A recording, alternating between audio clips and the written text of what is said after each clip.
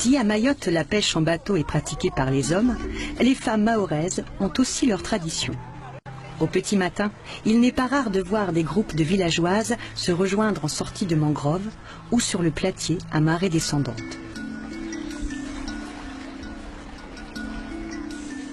Ces femmes se retrouvent pour la pêche au djarifa, une activité exclusivement féminine qui se pratique en équipe à l'aide d'un tissu de tulle.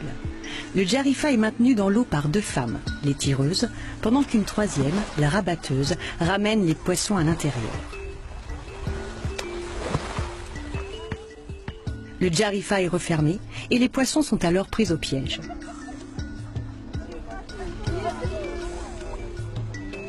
Non. Non. C'est quoi comme poisson alors? Ça, c'est du varda. Ça, talatal. On connaît pas le nom français. En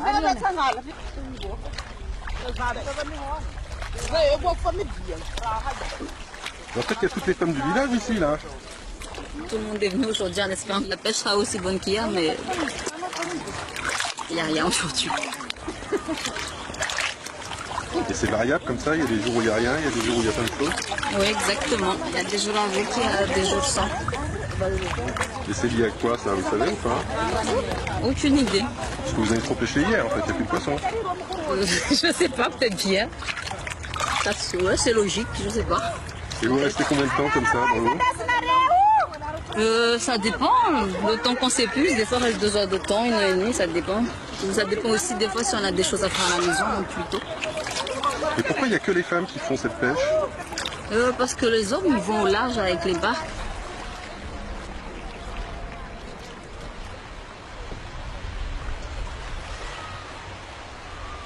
Chaque lieu, à proximité des résidences des pêcheuses, est réservé à un groupe.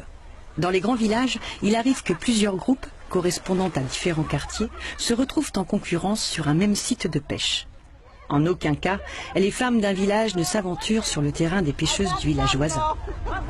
Pour nous, c'est surtout par rapport à la tradition pour nous amuser, mais c'est moins pour attraper les poissons, c'est moins pour gagner la vie ou pour pouvoir manger, mais c'est juste pour le plaisir. La pêche est partagée équitablement entre les personnes d'une équipe ou d'un groupe pour la consommation personnelle. Lors de pêches miraculeuses, plusieurs centaines de kilos, les femmes vendent alors l'excédent. La pêche au djarifa est courante à Mayotte. Plus de 160 groupes pêchent régulièrement. C'est un mode de pêche ancien qui se perpétue de mère en fille.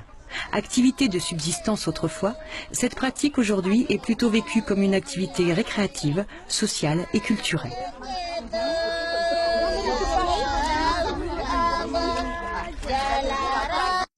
C'est comme quand on est en société, qu'on parle de tout et de rien.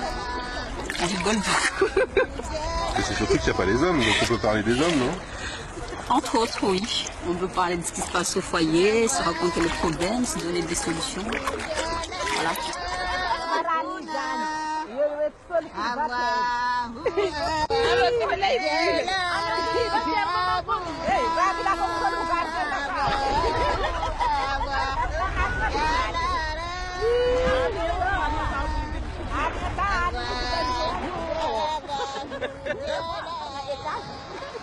Hey.